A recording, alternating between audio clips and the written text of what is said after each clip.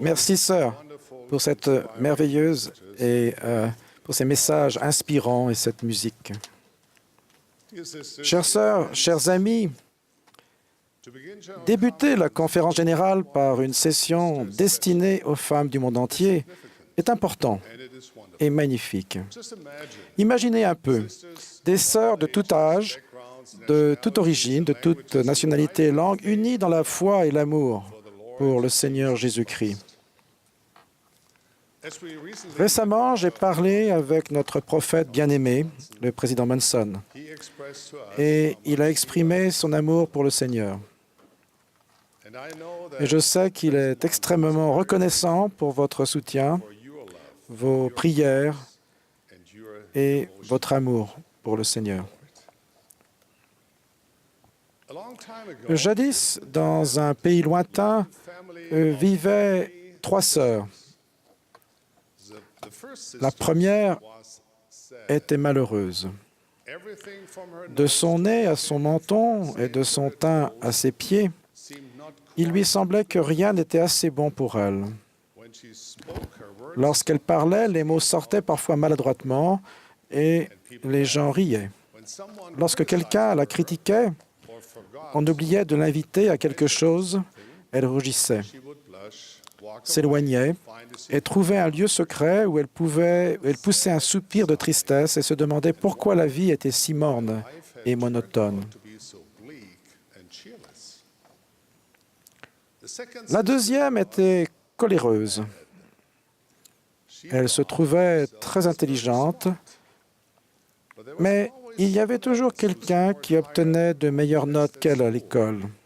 Elle se trouvait drôle, jolie, chic et intéressante, mais il semblait qu'il y avait toujours quelqu'un de plus drôle, de plus joli, de plus chic ou de plus intéressant.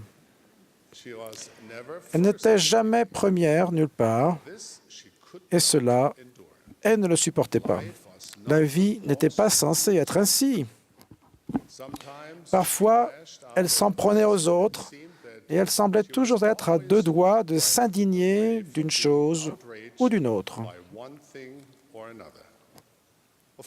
Bien sûr, cela ne la rendait ni plus sympathique ni plus populaire.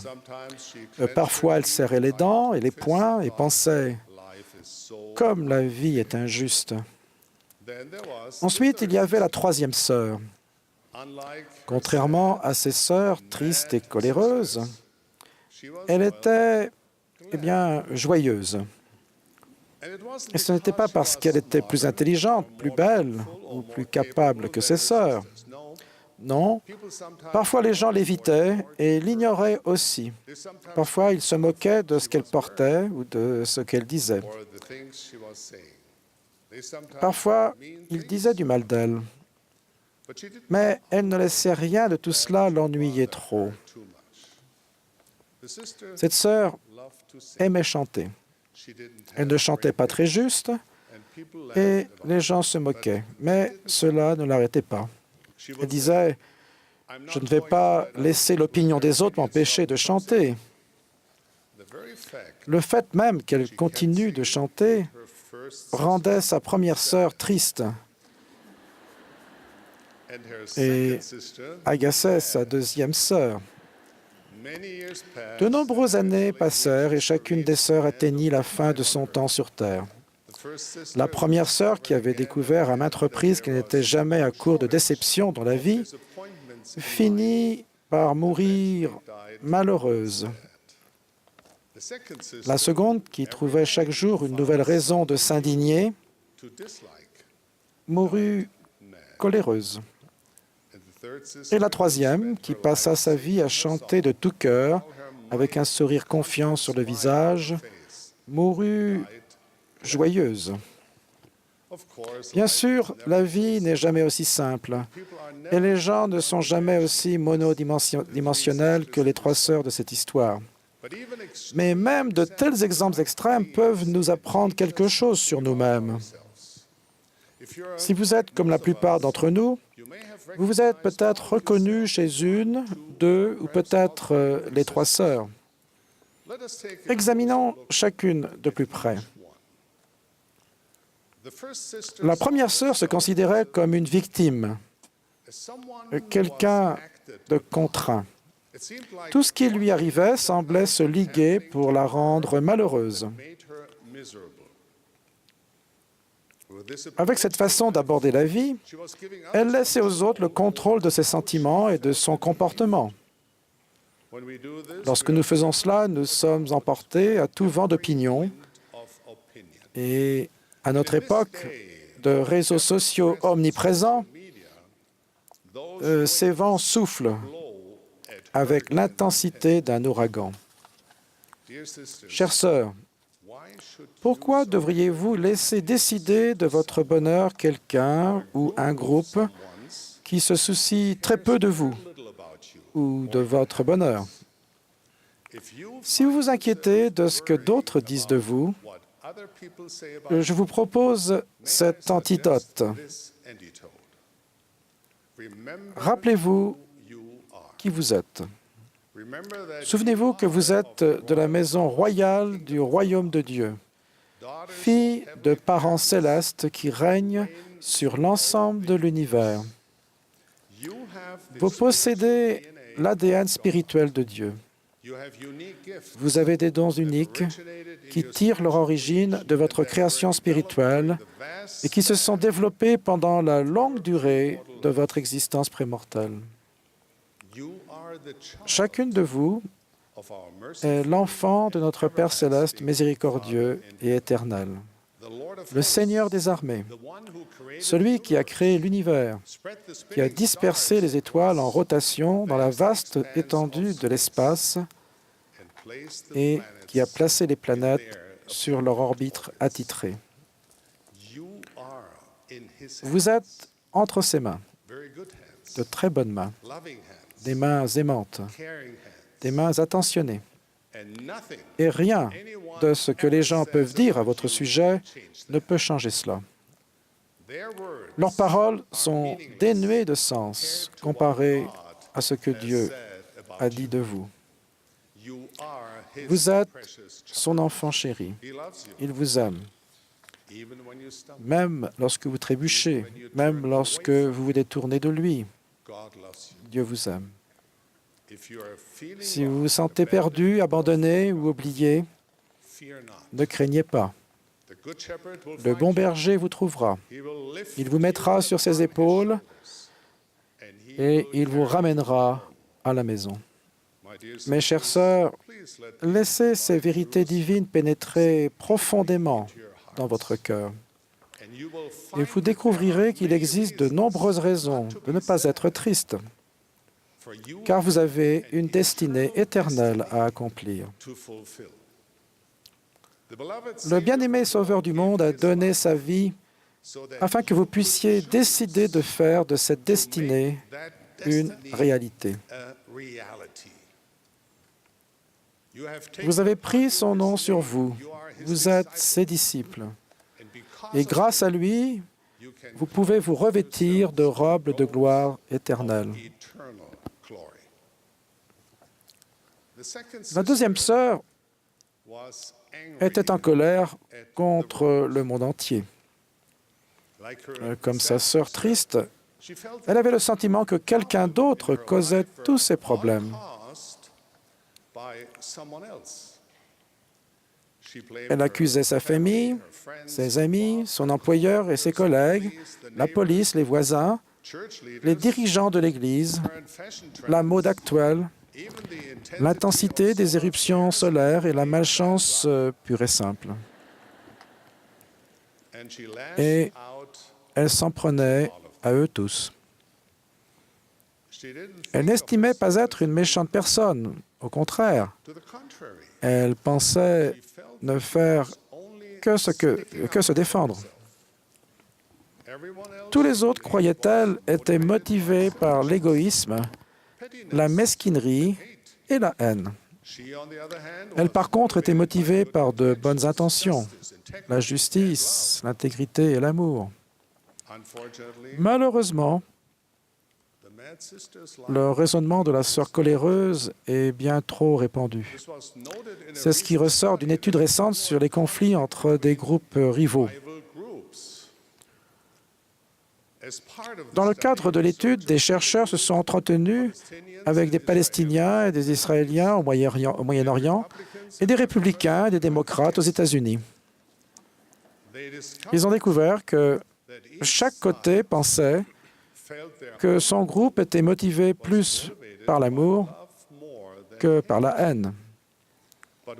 Mais lorsqu'on demandait aux personnes interrogées pourquoi le groupe rival était impliqué dans le conflit, ils indiquaient que c'était parce qu'ils étaient motivés par la haine.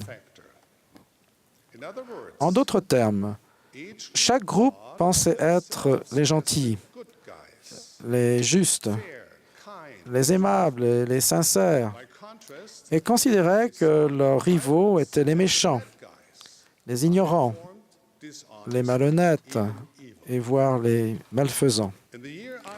L'année où je suis né, le monde était plongé dans une guerre terrible, apportant des douleurs atroces et des tristesses affreuses au monde. Cette guerre a été déclenchée par mon pays, par un groupe de personnes qui désignaient certains autres groupes comme mauvais et attisaient la haine à leur encontre. Ils ont fait taire les personnes qu'ils n'aimaient pas. Ils les ont humiliés et diabolisés. Ils les considéraient comme inférieurs, comme moins que des êtres humains. Une fois que l'on a avili un groupe de personnes, on est plus susceptible de justifier des paroles et des actes de violence à leur encontre. Je frémis en pensant à ce qui s'est produit dans l'Allemagne du XXe siècle. Lorsque quelqu'un s'oppose à nous ou est en désaccord avec nous, il est tentant de présumer que quelque chose ne va pas chez lui. Et de là, il n'y a qu'un pas jusqu'à prêter le pire des mobiles à ses paroles et à ses actes. Bien sûr, nous devons toujours défendre le bien. Il y a des moments où nous devons élever la voix pour cette cause. Cependant, lorsque nous le faisons avec de la colère ou de la haine dans le cœur, lorsque nous nous en prenons aux autres pour les blesser, les humilier ou les faire taire, il y a des chances que nous ne soyons pas en train de le faire selon les principes de la justice. Qu'a enseigné le Sauveur? Je vous dis, aimez vos ennemis, bénissez ceux qui vous maudissent, faites du bien à ceux qui vous haïssent, et priez pour ceux qui vous maltraitent et qui vous persécutent, afin que vous soyez les enfants de votre Père qui est dans les cieux. Voilà la manière du Sauveur. C'est la première étape pour abattre les barrières qui créent tant de colère, de haine, de division et de violence dans le monde. Vous pourriez dire, oui, je serais disposé à aimer mes ennemis, si seulement ils étaient disposés à faire de même. Mais cela n'importe pas vraiment, n'est-ce pas? Nous sommes responsables de notre propre état de disciple. Et cela n'a pas grand-chose ou n'a rien à voir avec la manière dont les autres nous traitent.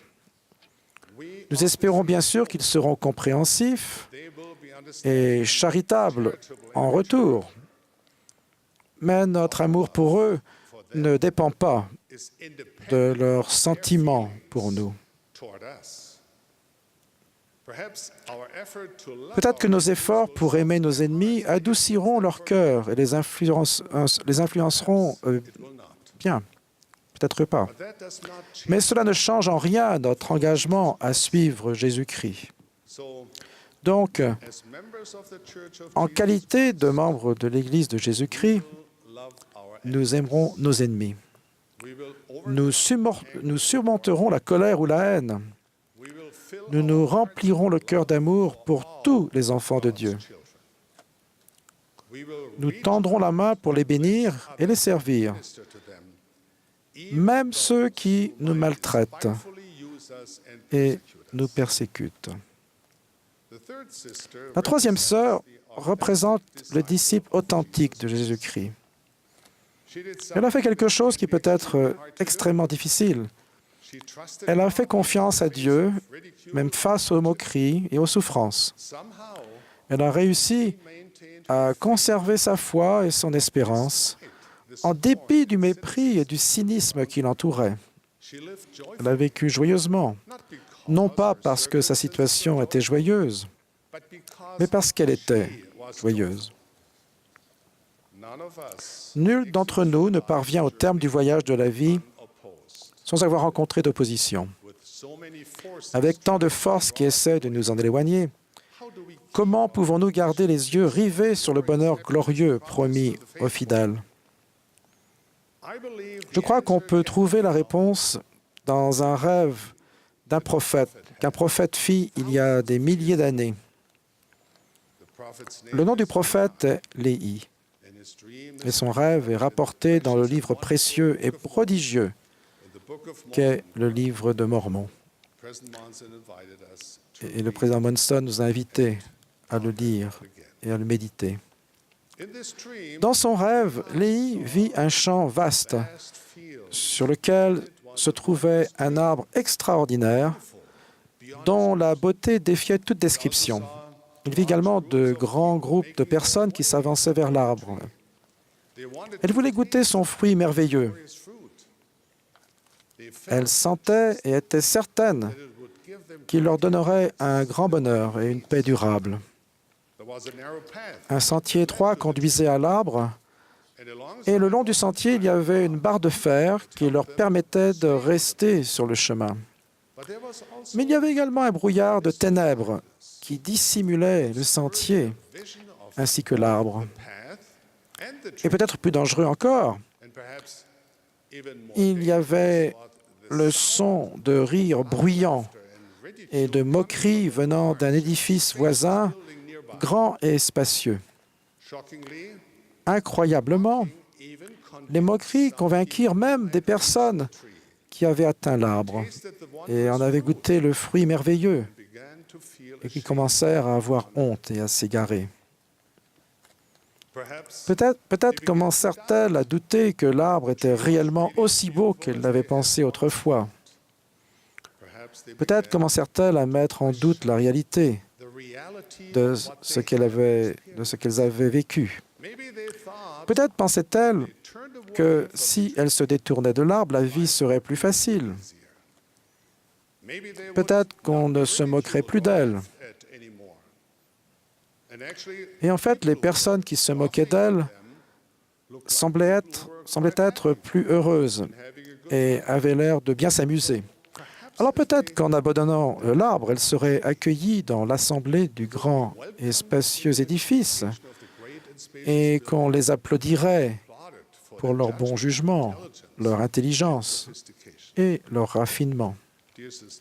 Chères sœurs, chers amis, si vous trouvez qu'il est difficile de tenir fermement la barre de fer et de marcher résolument vers le salut, si les rires et les moqueries des personnes qui semblent si confiantes vous font hésiter,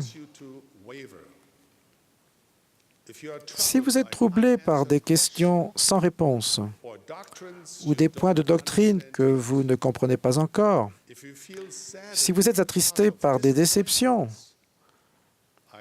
je vous exhorte à vous souvenir du rêve de Léhi.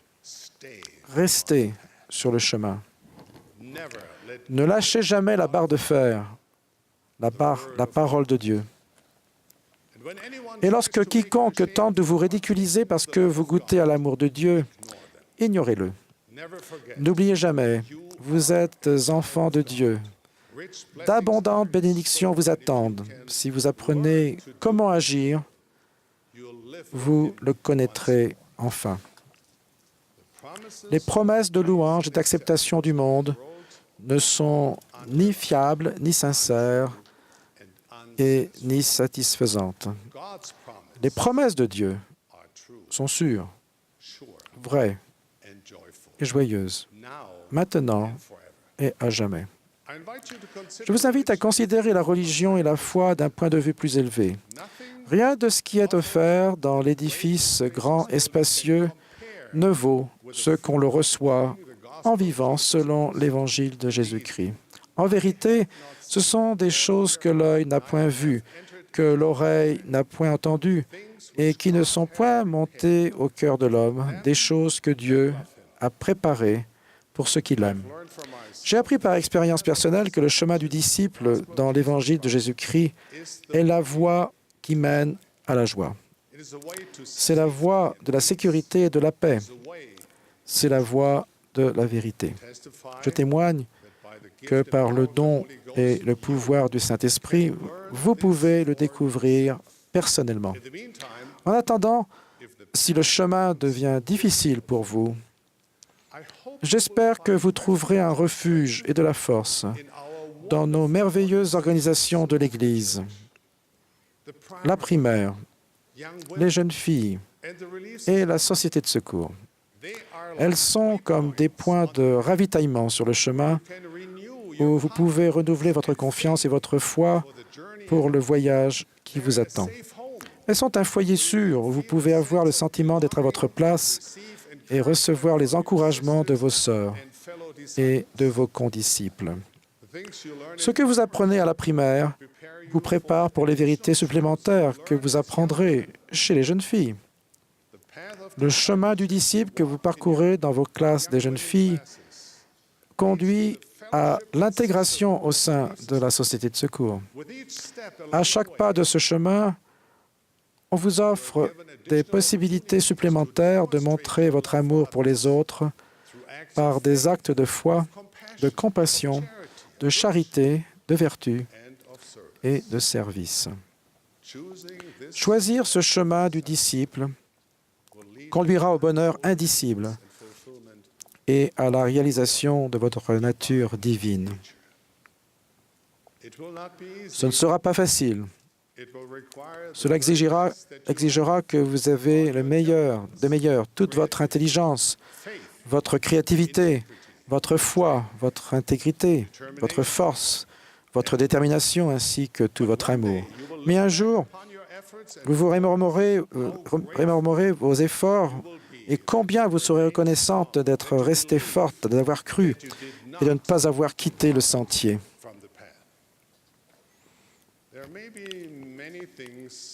Il peut y avoir de nombreuses choses dans la vie qui échappent à notre volonté. Mais en fin de compte, vous avez le pouvoir de choisir à la fois votre destination et beaucoup de vos expériences le long du chemin. Ce ne sont pas tant vos capacités, mais vos choix qui font la différence dans la vie. Vous ne pouvez pas permettre aux situations de vous attrister. Vous ne pouvez pas leur permettre de vous pousser à la colère. Vous pouvez vous réjouir d'être une fille de Dieu. Vous pouvez trouver la joie et le bonheur dans la grâce de Dieu et dans l'amour de Jésus-Christ. Vous pouvez être heureuse. Je vous exhorte à vous remplir le cœur de reconnaissance pour la bonté abondante et infinie de Dieu.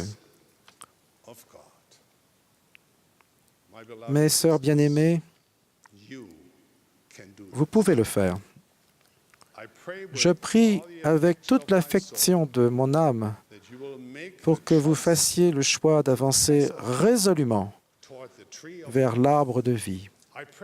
Je prie pour que vous décidiez d'élever votre voix et de faire de votre vie une magnifique symphonie de louanges, vous réjouissant dans ce que l'amour de Dieu, les prodiges de son Église et l'Évangile de Jésus-Christ peuvent apporter au monde. Le chant du disciple peut être un peu faux ou même un peu fort aux oreilles de certains. Il en a été ainsi depuis le début des temps. Mais pour notre Père céleste et pour les personnes qui l'aiment et l'honorent, c'est le plus précieux et le plus beau des chants, le chant sublime et sanctificateur de l'amour et du service rédempteur à Dieu et à autrui. En ma qualité d'apôtre du Seigneur, je vous bénis pour que vous trouviez la force et le courage de vous épanouir joyeusement en tant que fille de Dieu, tout en étant heureuse de marcher chaque jour sur le chemin glorieux du disciple. Au nom sacré de Jésus-Christ. Amen.